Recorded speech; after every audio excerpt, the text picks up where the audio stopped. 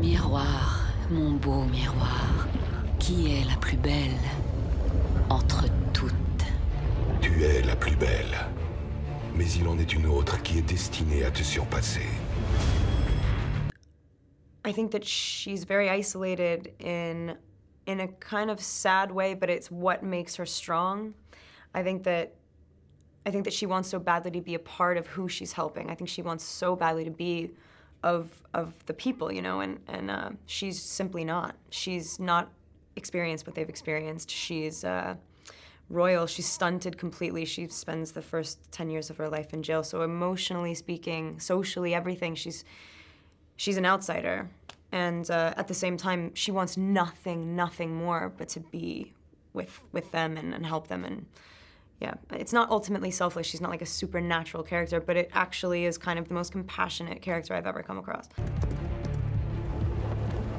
Trouvez-moi pour la traquer quelqu'un que n'effraie pas la sombre forêt. Lâchez-moi! I had a lot of time to work on it, so I was very lucky. I didn't have to. I wasn't doubting myself, and I wasn't thinking about it. But I was intimidated at first. You can't mess that one up. That would just be an epic fail, and it would ruin the movie. So luckily I had like 2 months.